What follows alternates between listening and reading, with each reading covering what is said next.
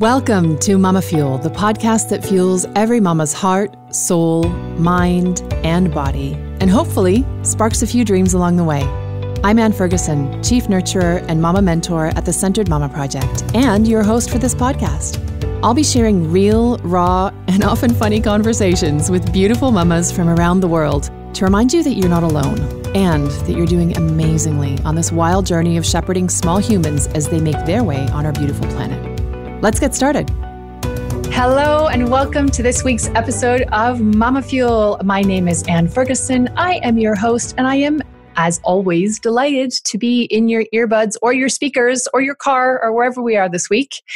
And this week, unlike a few episodes ago when we were talking to Karen Quinn, whose kids are adults, basically, and she's now enjoying and adapting to the empty nest. This week's guest has two itty bitty little kids and is in the throes of nursing both of her little ones and managing, creating a new business and chasing her dream and living in a different country and being herself and not sleeping and all of the things that all of us remember as being the hallmarks of new mamahood. So I am delighted to have you here on the other end of this microphone in your speakers. And Anna Saucier, I'm so delighted to have you here as well. Welcome. Thank you so much for having me, Anne. I'm thrilled to be here. Oh, it's such a pleasure. Okay, so you and I met 3 weeks ago at time of recording in Toronto, where I'm from, but you're not. And it's not where I live. So we came from very far away places, you from the west coast of the US and me from Switzerland where we live. Came together for a really exciting event, which has since created amazing ties and friendships, including this one with you. And when we met, you had an exquisite little button of a new being attached to the front of your body all the time for 3 days. And she was so cooperative.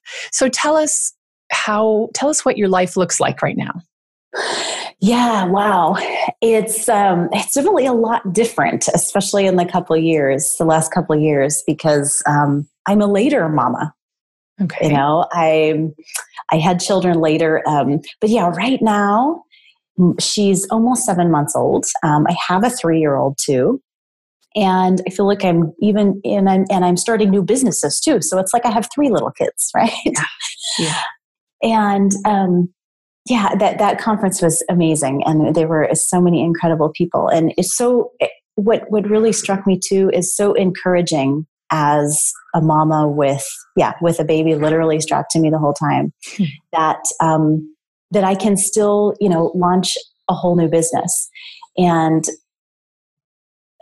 that's totally essential to me right now. That other people believe in me, I guess. Does that make sense? Because having the 2 little kids is so heavy and hard sometimes, and we tend to I get stuck in that little world,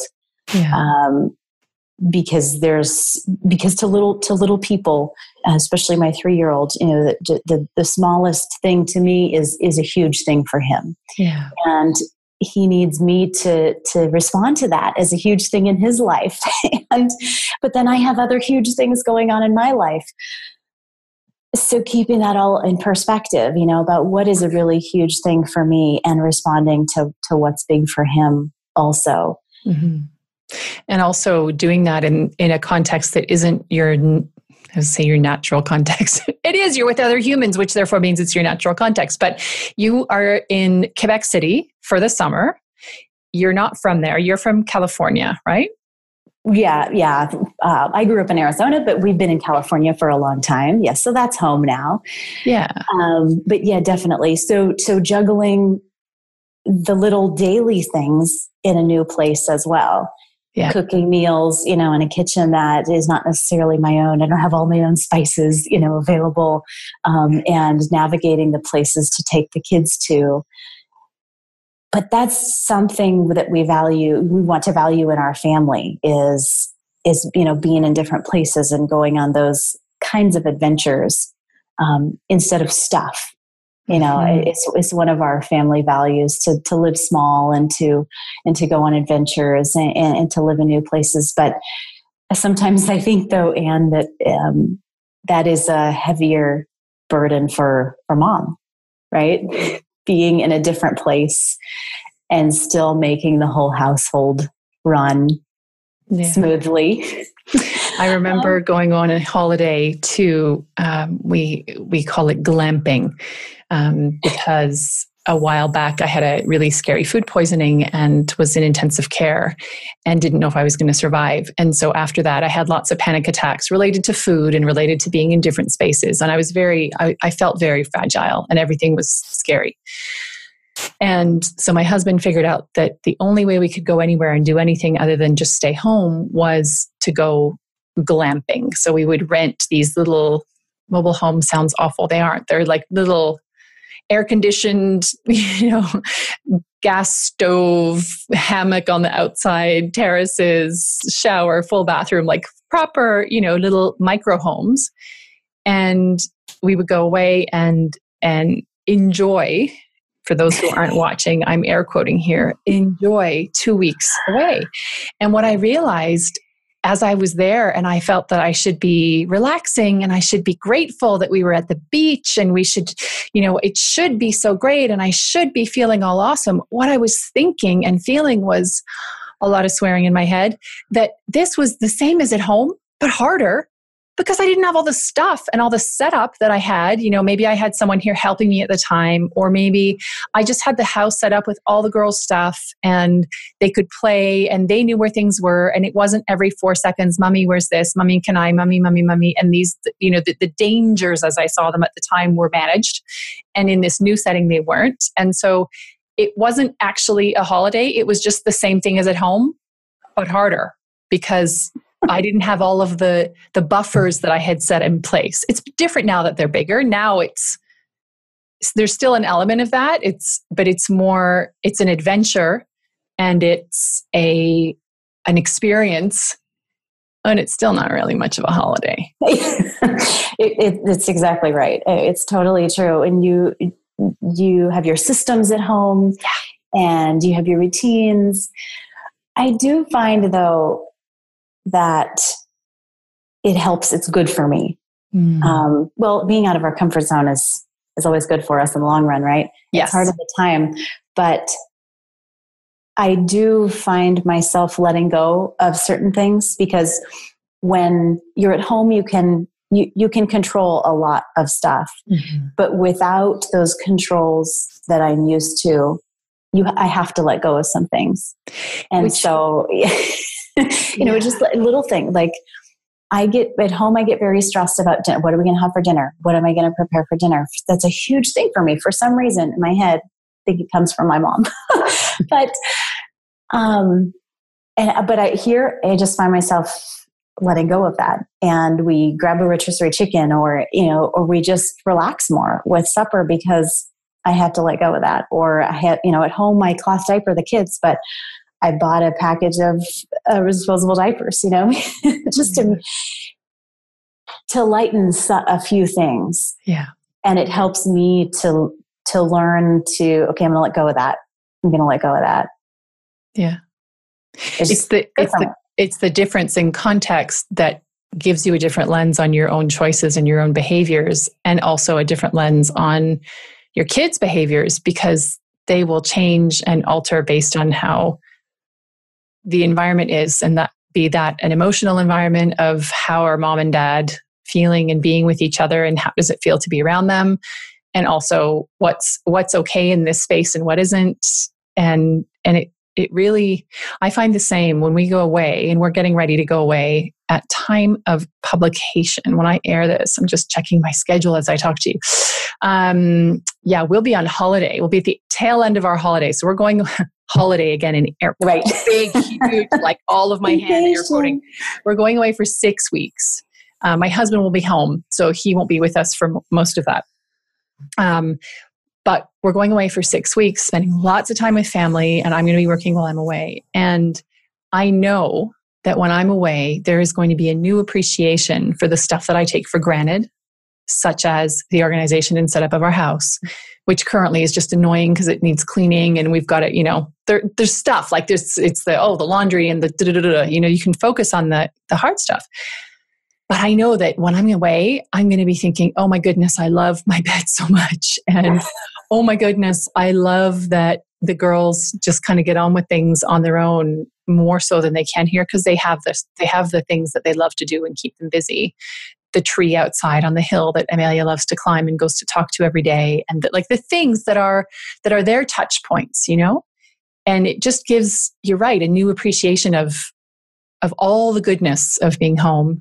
And also an appreciation of, oh yeah, that's an opportunity for change. Or I actually want to live like this all the time. So I'm not going to do that at home anymore, because it's so habitual and you do things without thinking about them, don't you?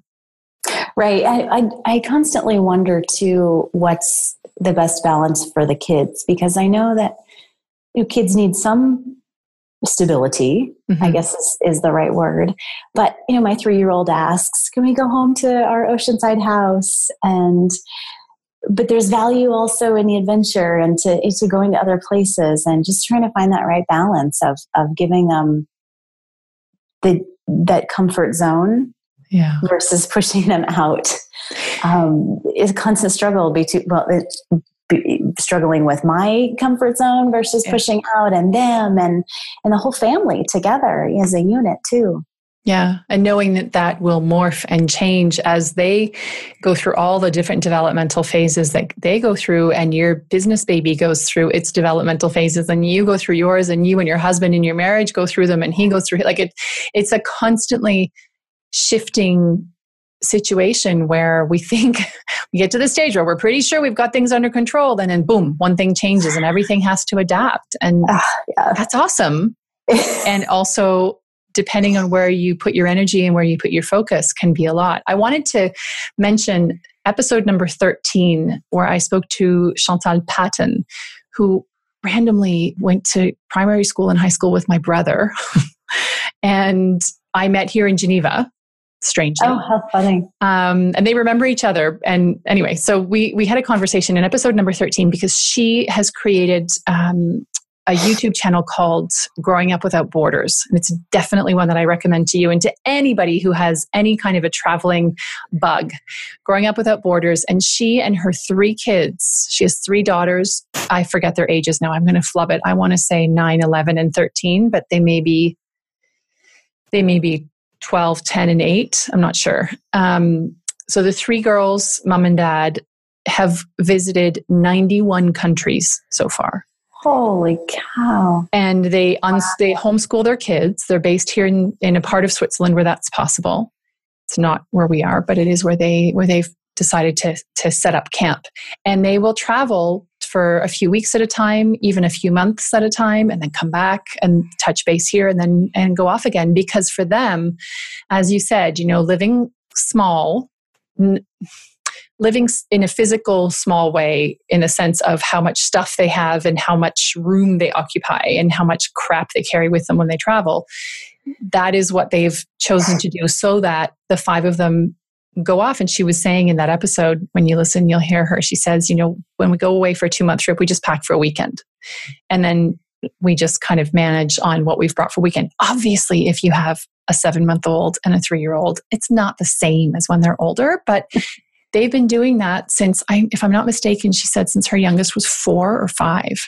Wow. So there are ways of doing things, and there are ways of adapting to where your comfort zone is at a given time. Like mine got really small after my food poisoning, which essentially triggered anaphylactic shock. So that's why I was in intensive care and thought it was over. Like I didn't know if I'd see my kids again. And my husband was in Texas for work. And so what happened after that was that my boundaries got incredibly small. And that's what started me on the whole journey of creating an online business, was because I was terrified of doing anything outside of my house. Like I'd go to the grocery store just about, and I could take my kids to school, and that was it. That was the absolute outer edge of what I was capable of. I couldn't get on public transport. I couldn't go somewhere closed. I couldn't be somewhere with lots of people. I sure couldn't eat somewhere else, because that was the thing that had almost finished me off.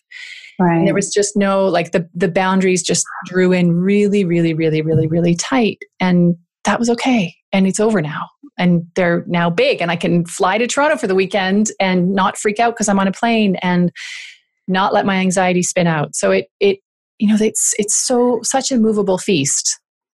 Right. It made me think too that we can't look at our desires for later and try and control the now based on those. Like that's exactly what we want to do with our family. We want to world school and we want to go live in other places. And I'm going to have to look her up because that's fantastic. She's lovely. I was talking to her today. She's so lovely. We're going to try to catch up with all of our girls, all 5 of them, and stick them all on paddle boards and go out onto the lake. So fabulous. Yeah. But yeah, sorry. But then taking that, that's okay. Taking those desires, those dreams, and then looking at where I am today and saying, "Oh, I can never do this because my 3-year-old, freaks out in anything that's new." That's not logical, right? My mind right wants now to say that, to say that that's not going to be possible because of this is how he reacts, and we're just not going to be able to do that. But this is what he is right now, and this is what he needs right now, today. Yeah, exactly. But that doesn't mean those dreams can't come to fruition because he will be a different person at a different time, right? Yeah, in 6 months. Totally. Totally. Exactly. So I'd like to pick up on something that you said at the very beginning, and take a big step back to your journey to becoming a mama, because it was not simple sailing, was it? No. And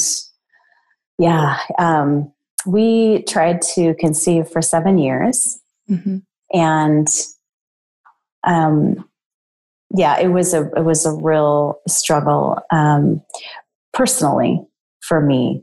It is so hard to go through that journey, wanting something so badly that you were created to do and to be and to have. And that, but it's not happening. And there are all of these, these mental games that start playing. And I work with people who struggle with infertility. So I know this is common, that my experience is very common, that start blaming yourself and what's wrong with me. And there were points where I didn't even want to live.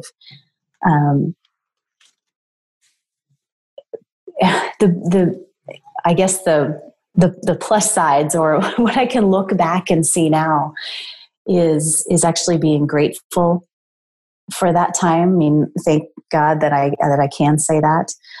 Firstly, in that it gave my husband and I so much time. And comparing it to being a mama now, we get to do so much. We traveled, and when we watched movies, and I slept, Yeah. Remember? Exactly. Yeah. But and the other thing is, when you're a mom, so much goes to the kids, so much energy and so much time. And I think about the women who became moms at a very young age and didn't have that time to do things by themselves and for themselves. And I think how much harder that must be. I mean, we can't compare like that, but I can be grateful for having all that. And when the times of being a mom are hard, I find myself accepting it a little bit more because I had that time and I know that I'll have it again. Yes. Does that make sense? Because I can remember it. But you're thinking, there's somebody who never had that and doesn't know what that might look like later, would, for me, create a whole other level of stress, I think. So anyway, I'm grateful for that. But yeah, the journey through that, I was really forced to come into myself during that time, and figured out that I wanted to help others go through that. Even before it was actually funny because I know now that there's a process. It's almost like the stages of grief that people struggling with infertility go through. And you hear about these couples all the time that when they finally gave up or adopted, then they conceive, right? Mm-hmm. Because there's something to coming to a place of acceptance of where you are. And I was able to come with lots of counseling, was able to come to that place, and then started training to be able to help others going through that as well. And then we became pregnant. So I'm not sure I would have gotten there without going through that myself. I may not have found my work in this life, and what I can offer to other women who want to become mamas. Mm. You talked about the feeling of grief, the stages of grief, and the dissonance between the expectation of, well, I was born a woman and this is what my body is meant to be doing, and why isn't it happening? And as I heard you say that, from an outside perspective of someone who had the opposite experience of, we decided we want to start a family, and 6 weeks later I had the pregnancy test in my hand. So I was like, and which was to me surprising, because I always my whole life thought that I would struggle, because I had an ovarian cyst when I was 13, and I have a huge scar from navel to pubic bone where I was operated when I was 13, and they took out half of my reproductive system. Well, they took out an ovary, so not half the reproductive system. They took out an ovary. And I thought, well, that's going to make it hard then, isn't it? Because we've only got half the gear, and half the egg producing gear. I realized I still had my whole uterus. And I thought this would, it would be really hard. And it proved exactly the opposite. Very not difficult. But as you're saying, my body is meant to be doing this. I'm thinking, yeah, but there's so much more. How cruel we are to ourselves so often as women, as mamas. And yes, your body has the potential to do this amazing thing, which is to create life. And also it has a lot of history and story and trauma that we all carry, even if it's not, capital T trauma. We all have trauma and story and inherited stuff from generations and generations before that we carry that makes it not such a clear story about conceiving and fertility. And it's like all tied up in other stuff, isn't it? Yes. Yeah. And we can create this whole inner story of that it's really not real and true. But we get stuck in that. Partially, I think, because we can feel so isolating to go through infertility and subfertility. Fortunately, it's starting to become more of a discussion, I think, in the world, outwardly. But a lot of times women and couples, like their families don't even know, and, that they're struggling with this. And they feel you can have this guilt, which is totally irrational, but it's totally real, that I'm doing something wrong. And it's like embarrassment. Because I was thinking that I'm not working. And it's a self, I can't think of the word, but self-fulfilling prophecy. Yeah, exactly. And it's so hard to break out of that. And even a lot of times, the guys can't really relate. And if you don't have a group of women or somebody else who really gets what that feels like, then you're right. It's stuck in this inner story. I'm so thrilled that there's now a program called Organic Conceptions. They actually did 3 years of research following couples through their infertility journey and mapped this path, kind of like the stages of grief that couples go through.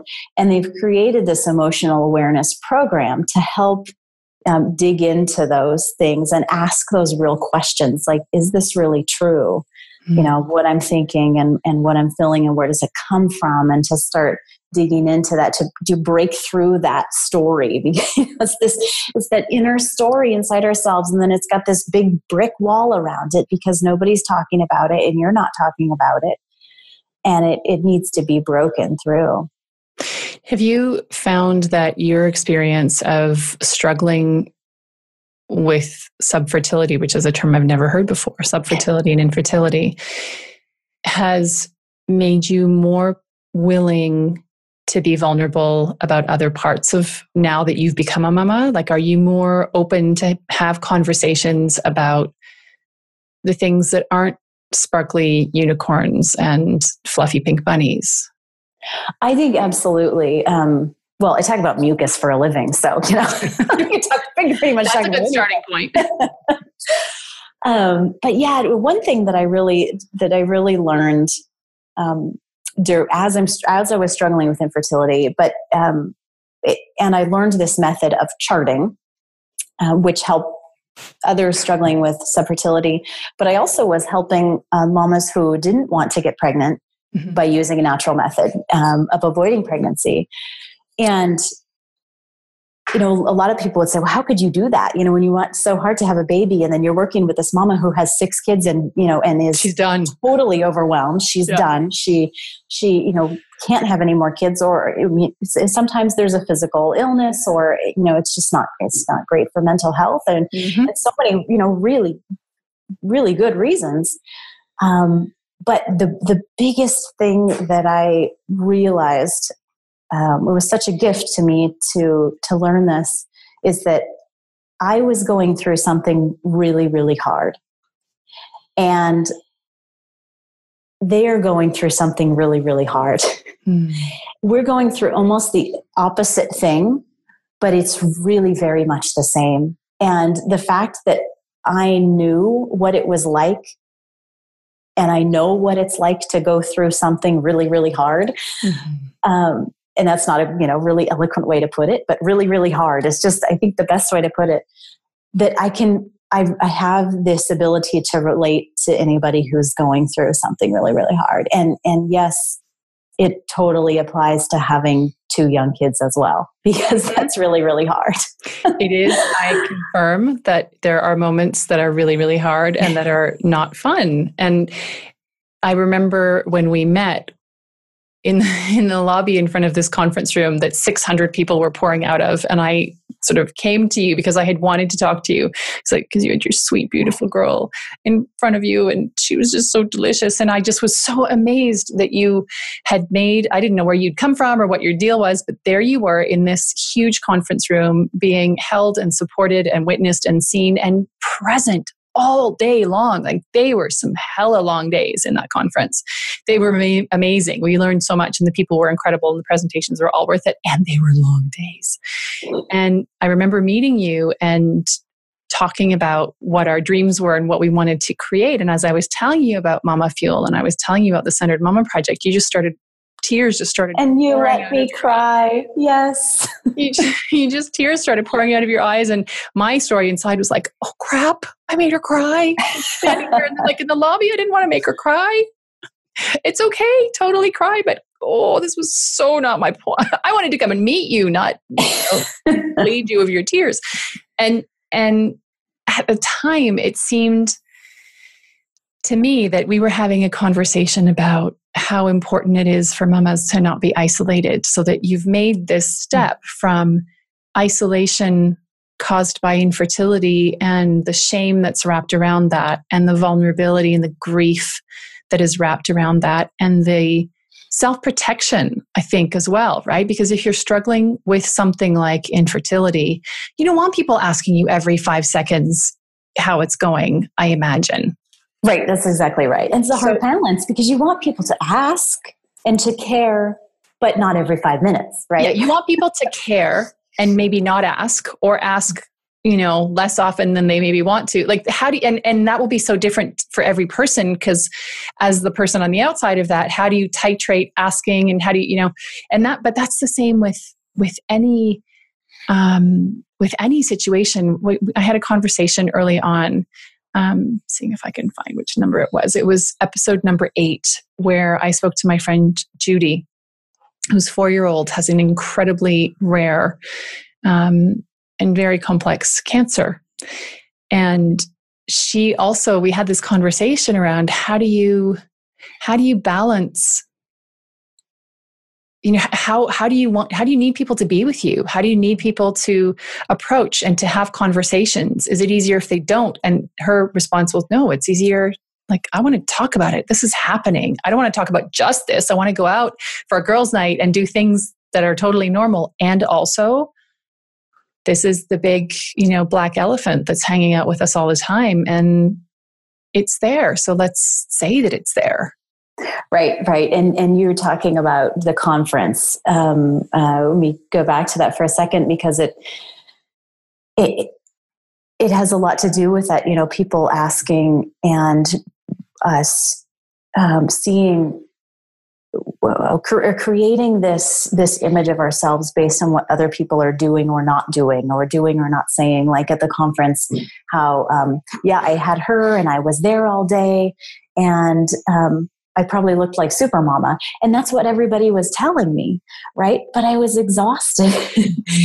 And I think that's what, when you came up to me and we just started talking real, it was like, okay, here's somebody where I can just release a little bit, because I'm not used to being on by myself 24 hours a day, in these long days at the conference. And everybody's coming up to me and saying, oh my gosh, you're amazing. And she's so beautiful. And she is my easy baby, So everything looked great, but, somebody just offering to like get a cup of coffee, or, how you doing? Like, let me hold the baby and there were so many people who offered to hold her while I went to the bathroom.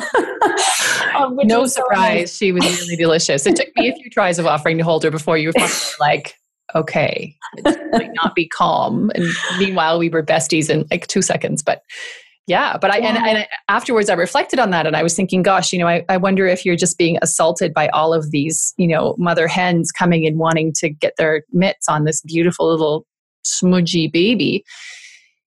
And you're in a different context. And I was curious about how that was for you to be in that space with all of these baby loving people. Not all of them were baby loving, obviously, but the baby loving people who would have flocked to you to say, like, I can hold her, I can look after her, I can, meanwhile, there you are with this so desired baby and, maybe not wanting to detach, really.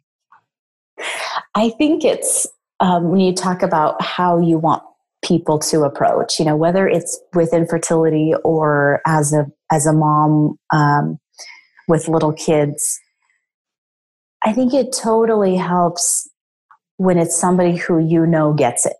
Yeah. When you're struggling with fertility, somebody else is. When they come and ask you how you're doing, it's different than somebody who has, 7 kids asks you how you're doing, because they get it.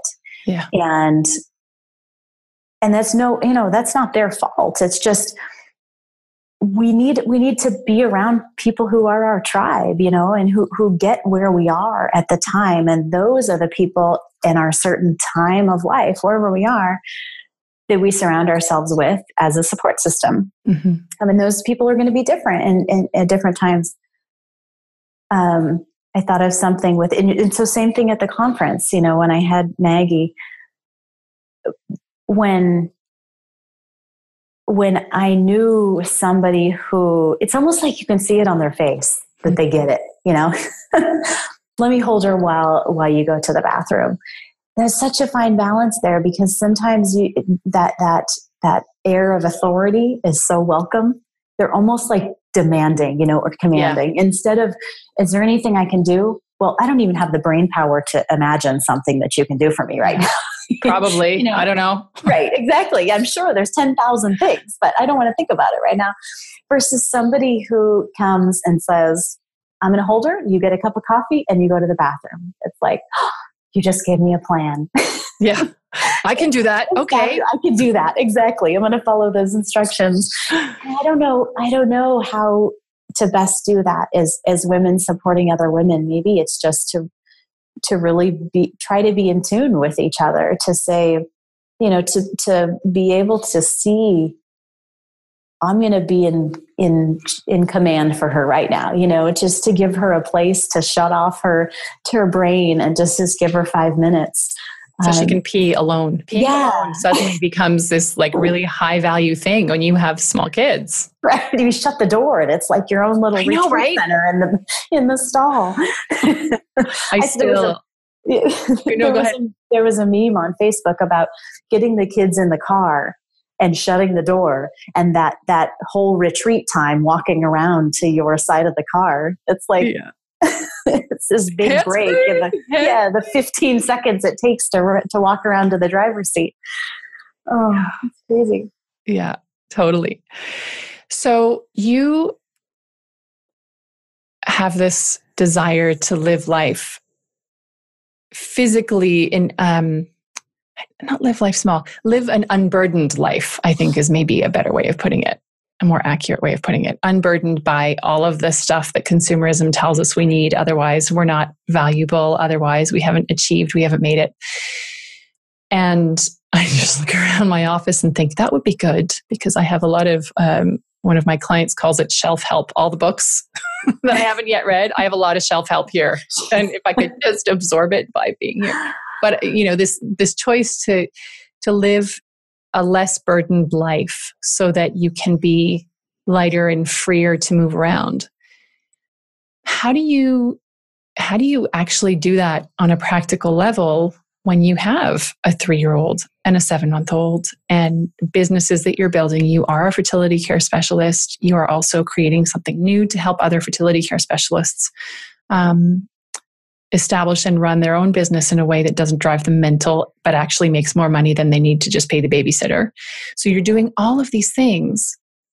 How do you make choices around that? How do you make choices that keep you sane and that live into that less burdened life principle? Is that what guides you? Yeah, I'm starting to wonder if it's possible with little kids. It's definitely possible when it was just me. But at home, stuff feels very heavy to me. So I think it's not just like an ideal that I want to get to, but it actually weighs me down. Like at home, I keep a box for goodwill, for things to get rid of, because as I'm going around, I just love throwing things in there. And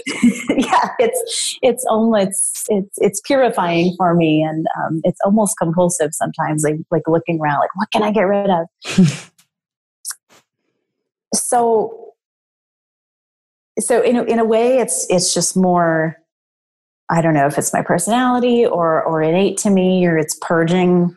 It's good. It's good for me to just get rid of that stuff.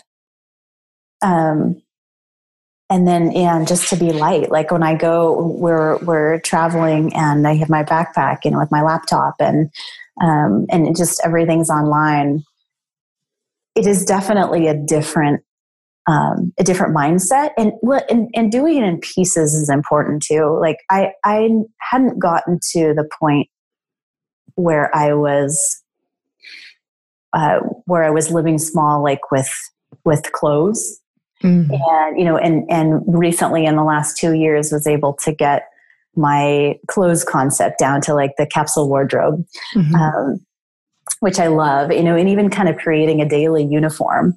And so then my mind's completely unburdened of what I'm going to wear each day. Mm-hmm. Let's just take something else, out of there that doesn't need to be thought about every morning, and getting the kids in the same place too. So everybody has just these basic wardrobes. But if I was telling somebody else how to do that, I think it's just taking different pieces of your life at once and breaking that down. But you have to want to do it too. I mean, stuff is heavy. I think for all of us, it's a good to not want stuff all the time to fill holes. of course. That's the unhealthy part. But having things, or wanting to have a really diverse wardrobe because it's fun is okay. Totally. Or if you love books. I mean, I've always imagined having a place where it was just wall-to-wall books because books are amazing. Yeah. So that's okay. But finding those places in life where maybe that stuff is filling a hole or is weighing it down, digging into that. Okay, what's going to be my process for getting rid of this stuff or to live simpler just in this part of my life? Yeah. Or what is, no, it's also what is at the bottom of that hole. Like why is there a hole there? And why am I trying to fill it with ice cream or the latest magazine or this spring's fashion? If the fashion, as an example that you've mentioned, if buying things that are on trend and fashionable gives you complete joy and you feel giddy and absolutely like little kid clicking your heels together every time you open your closet, then oh my God, rock that closet. And yeah, right. Or if you can share that with somebody else, that's your job and that's your passion. Well, fantastic. Awesome. You need that. I need that. Yeah. And if it isn't, and if you open your closet and go, oh God, then okay, then and yet you continue to accumulate, what's at the bottom of that hole that you're trying to fill? What are we trying to avoid? My parenting coach, Leslie, who I interviewed in an earlier episode as well, episode 7, was saying, she says to me all the time, we organize our lives so that we don't have to feel uncomfortable feelings. So what choices, and that's what we were talking about at the very beginning of this conversation, that we organize our lives at home so that we have ease, so that we don't experience friction on the diaper front if your kids are little, the sibling rivalry front if they're bigger, if they both have their own space and stuff to keep them busy, on whatever the front might be. We organize our entire lives. It's amazing from childhood to keep ourselves safe and to make sure our needs are met and to avoid, more than anything, feeling uncomfortable. Right. So we don't hang out with people who challenge us. We don't, live in spaces that maybe don't feel good to us. Not that we need to, but why don't they feel good to us? And what's that about? And what are we trying to avoid?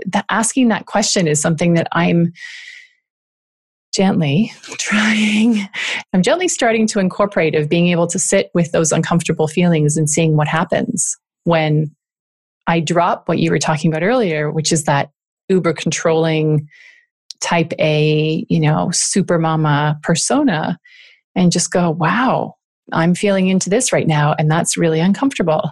Okay. Can I love myself in that discomfort? Can I love myself in how awkward I feel, or how judged my brain is telling me that I'm being, or how excluded I feel or isolated, or whatever the thing is? Like I don't feel the need to do all of this process when I feel like I completely belong and everything is great and these are my people and it's my tribe. But I think it's important to do it then too, to ask, well, what is it about this situation that feels so easy? Where can I get more? And how can I find this feeling in situations that aren't so easy? Like you talked about being in a kitchen that isn't yours and you don't have your own spices and you don't, it's not the setup that you would create. And yet you've chosen it. Yeah. Crazy sometimes. But it's about what's your highest value, right? Your highest value is being in a different linguistic environment so that you guys can all work on your French and your kids will speak it. That's your highest. That's a higher value than having all your spices with you. Otherwise, you bring your spices with you in your suitcase. Right. No, and you're right. And the more we do, it's a practice. It's a practice that we can get to a place being more comfortable being uncomfortable. Right? More comfortable being uncomfortable. And I believe that that's a gift to our children too, because as you said, we create our own lives to be comforted and safe. And we also would want to do that for our children because we want them to be happy and we don't want them to, to lose it. And we want them to feel safe, but they can feel safe and be uncomfortable. And we can feel safe and be uncomfortable. But yeah, you're absolutely right. Digging into the why. And that was something that really is hard, in my professional life with those struggling with subfertility is you just want answers because, I want a baby, like, let's just fix it. And you have somebody say, well, let's dig into how you're feeling, and why you're feeling this. And you're like, I feel so much. Can we just close that off? I don't want to feel anymore. I just want to fix this problem. But it's part of healing, I believe now. Our bodies and our minds and our spirits are all connected, and that's more toward where I'm leaning when I'm talking with and helping those who are struggling with subfertility. Is that is part of the puzzle, and sometimes a really essential piece of the puzzle. So whether it's solving that that struggle with subfertility or whatever struggles we're having in our lives, I think you're absolutely right. Like we have to be able to ask ourselves and be more comfortable asking ourselves, why am I feeling that? What am I feeling? What do I need instead, to replace that? Yeah. And it's hard. And taking the time to do that is a struggle in itself. Yeah, right. Because the knee jerk, and this is the thing that I have found has been the greatest gift for me in parenting. And I say gift, it's a bit of a double-edged word, but is that capacity of looking at what my knee-jerk reactions, the ones that I watched my parents have, and they were doing their best. Like, our parents adored us, my brother and I. And they inherited their own stuff from their parents and things that they didn't want to repeat. And so they did specific things with us, and they didn't do specific things with us because they wanted to spare us some of the stuff that they lived and, give us things that they hadn't had. And there wasn't a moment of doubt about their love. But at the same time, the reactions that we lived through in the sense of how they were parenting us have informed the way that it gives us the range of choices that we have as parents, right? So in those highly pressured moments, your range of potential responses often gets limited to what you experienced as a child, and often are not maybe the ones that your calm, conscious, and ideal mind or heart or mouth would issue forth into the world. Certainly that's the case in our house. But it reminded me, you were saying earlier, I'm completely jumping all over the place here, so I'm hoping that everyone listening can follow my tired brain and your tired brain. We were comparing notes before we started about how sleepless the night was for different reasons. We're comparing eye bags. That's right. Eye suitcases and cushions in my case. But I'm reminded of Glennon Doyle, who is one of my absolute, if not my absolute all-time favorite writer around motherhood. And she was saying, if we constantly prevent our children from going towards the fire, how will they ever learn that they're fireproof? And I've been sitting with that for a while and wanting to talk about it for a while, because I'm not sure that we are all fireproof, but I am sure that we have capacities to protect ourselves from the ravaging effects of fire, while still benefiting from the challenge and the warmth and the light of the fire. And so you were saying earlier about how we want to protect our kids and we want to, help them avoid feelings of discomfort. But the thing is, if we do that too much, then they end up like us with therapists trying to figure out how to handle discomfort and answer the question that my parenting coach always asks me, which is it dangerous? Are you actually in any danger? And most of the time, the answer is no, I'm just really pissed off, or I'm really inconvenienced by that, or I really don't like that, or that is contrary to what I want, damn it. But I'm not in danger. Right. And our kids often are not in danger.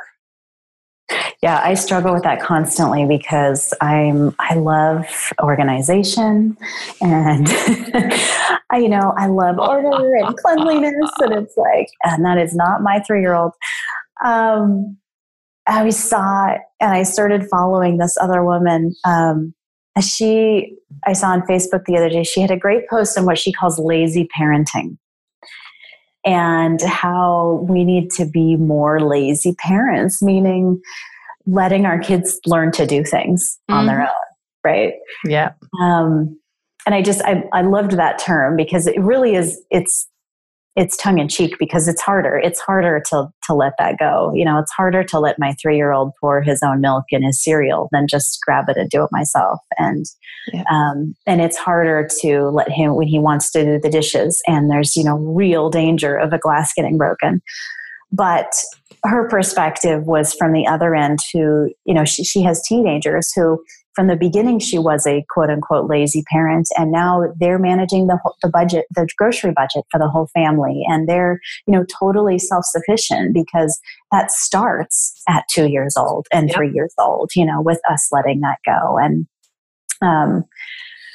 that's something that I really value and that I really want to work at. But exactly like you were saying about what we know came from our parents. And I like to call that my template. I got my parenting template from my parents, and there are things that I want to keep there, but there are things that I want to change. And when that's part of that template, it's harder to change those things. But recognizing that that's where it came from, that it's going to be a little harder, but but I can change it, and it's possible. It also helps you forgive yourself, I find. My coach is constant. So I talk to Leslie every single week. I've been talking to her for 6 years. Every Wednesday night at 7:30, I talk to her. And it started when I met my rage, which I didn't know that I had at all. I'd never had raged against anyone in my entire life. And I was 37 when I met my rage, and it scared the absolute life out of me. I shouted at my 4-year-old, and I was terrified, and I thought people were going to take my kids away, and I was the worst human in the world, and I didn't deserve to be a mother. And there was a situation of actual danger, and I overreacted because I was tired and stressed, and but she is constantly reminding me, yes, but this is your template. This is what you know. So of course it's what in extremis you're going to go for, because you're not thinking. It's the blueprint. It's the template of what you know it's that groove that is in your neural pathways, and choosing a new one means you got to get out of that groove, and you've got to replace it mindfully and consciously by pausing and offering it kindness and thanking it, and then choosing something different in 0.00001 fraction of a second. Right. When you're feeling threatened and you just have that template response, or that, almost primal response, like screaming, at my 3-year-old, please stop, just stop throwing the clean laundry on the floor, because the floor is an absolute gross mess. Yeah. I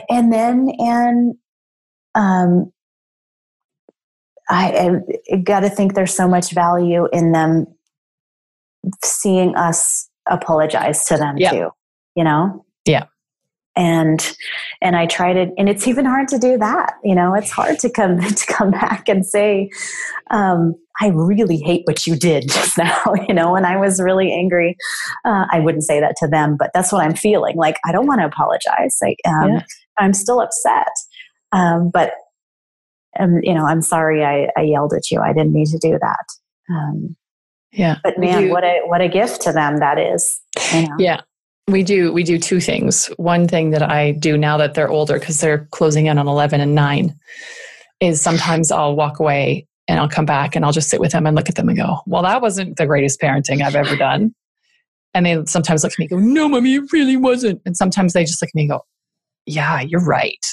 Sometimes there's tears, and sometimes there's stony silence. And sometimes there's, a lot of emotion that comes out my way, which is such a gift, right? That they feel, despite the fact that I've just roared, they can come back and have a conversation. It's still safe enough. It becomes safe again for them to have those conversations. And I was going to say something else, and I have totally lost it about apologizing. There was that piece, and the other one will come back to me. We do two things. Do-overs. That's the other thing we do. Sometimes I'll say, when everyone's calmed down a little, I'll say, can I have a do-over? And sometimes the answer is no, and sometimes it's yes. And I'll say, what would you have rathered I said? Or how would you have preferred that I answered that? And so then we play out the do-over, and we actually do it. And my oldest resists that. She doesn't, like, stupid, mommy, why would we do that? Well, actually, I think it has a value, because I need practice in figuring out how to do this differently, and you might feel better. So do you want to try? And so because I practice the do-over, it then is easier for me to say to them, wow, girls, sounds like you need some help. How about you have a do-over there between you? Because, the explosion was not really warranted, because one of you won't shut her closet window or her closet door so the other one can get in, because mommy made that choice and did sliding closet doors, and they share the closet. So that was a really bad decision. Note to any parent building a house or renovating, sliding doors are the devil. Fingers get stuck in them. And if they're sharing the closet, one of them needs to not access her closet so that the other one can. I see the ones that overlap. Yeah. Exactly. Sliding doors where one goes behind the other, so that like side A can access her clothes, and then they both have to go over to the side A so side B can access. It is not the location of greatest sibling harmony. So anybody listening, if you don't learn anything else during this podcast, don't put sliding doors that overlap each other over closets, because your kids will fight. And inevitably someone may possibly lose a fingernail or break a finger. If nothing else has come out of this conversation. At least there's that one practical tip. But I love those. I love those responses that you have. The do-over and the well, that wasn't the best, because it's recognizing our own failures, maintaining the connection with them, which is, my latest love is Brené Brown, right? And she talks so much about connection. I have so much Brené Brown shelf help. Oh my gosh, I don't think I've actually finished a book, but I just keep, I'm like, I'm going to try this one and this one and this one. Yeah. But I try to read them before bed. I was reading Into the Wilderness before bed, and it's just bringing up so much for me around my own shame and my own vulnerability that I literally cannot digest it before going to bed. I just go to bed feeling so awful because of I read all of these things, and what happens for me is I read them, and then I immediately, as I'm doing it, my inner criticism squad, which is they're like sharpshooters for the best army in the world, and they are up there, and it's like not just one of them, there's like armies full. And I read this stuff, and all I think is or feel is, oh my God, I'm doing this wrong with my kids, or oh my God, I'm damaging them in this way, or oh God, that time that whatever, this is the consequence to them. Oh my God. And as I read, my children are getting more and more damaged just because I'm reading the book. They're not, nothing has actually changed with them, but I am becoming more and more conscious of just how much I've effed up my kids with the turn of every page. And I literally, I haven't been into the wilderness for a while. But yes, Brené Brown is totally amazing. And in fact, I have a list of 6 people I'd like on my podcast. Miraculously, episode, I think it's 15, I interviewed one of my top 6, and Brené Brown is number 1 on my list of people I want to have on this podcast. So when it happens, I will tell you about it. Oh, please. Yeah. Well, I will see it because I'm following you. So I have 2 more questions. One, which is maybe a bit of a left field question, but it keeps coming up, so I'm going to ask it. For parents or mamas who have struggled to conceive, one of the things that I have heard before is, I wanted this baby so badly. I'm not allowed to feel anything other than a bazillion % grateful, see the sun shining on the whole thing all the time, and I can't complain, and I can't I can't have any negative feelings about being a mother because I'm so lucky that it finally happened. Other people aren't able to conceive. I should be grateful for all the things because it finally happened. And it's something that I've heard leveled at women who have been able to conceive. It's something by women who couldn't. It's something that I've heard leveled at women who have had a baby by people who have struggled. So is there, I'm curious and trying not to be awkward about asking this question, but it keeps coming back. So I'm asking it anyway, even if I'm being awkward.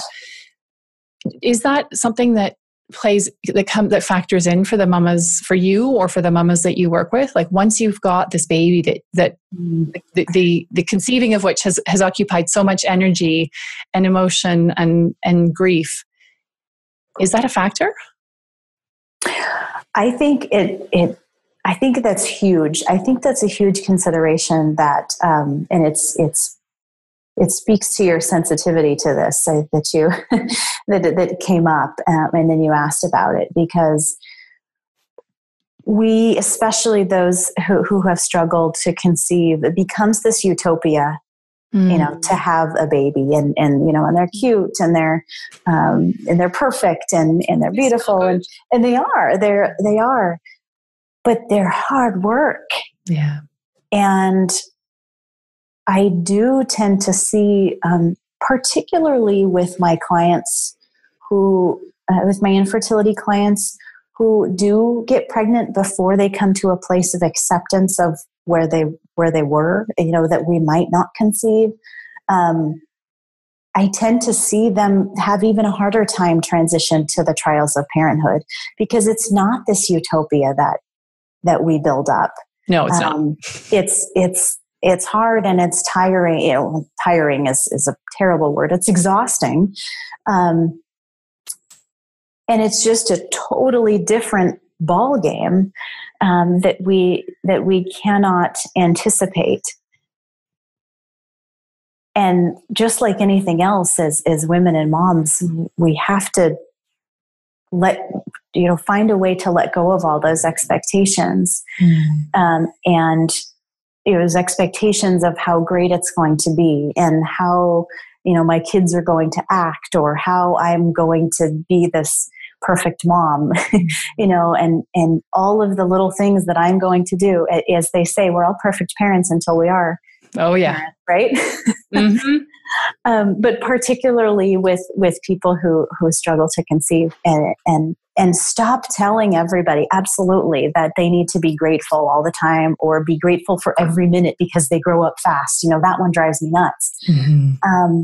Because we're not. We can't be grateful for every hard moment. We can still love our kids and have a really terrible day, and have a really hard day and make some poor choices, and still love our kids and not be grateful, Yeah, I mean, I had a conversation not long ago, and I'm hoping that I can get her to come on the podcast, with a mama whose kids are now grown, who actually got to the stage where it was so overwhelming and it was so too much for her that she left. She just left for a month. She just had to just walk out the door and take a month to just breathe and connect with herself and protect her mental health. And it obviously was an extreme situation of, about a specific case, but it's not the first time that I've heard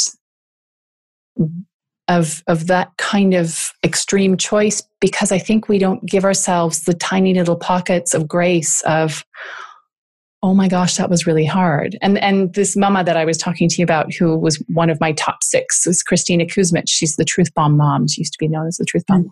And she makes these incredible videos about mothering and parenting.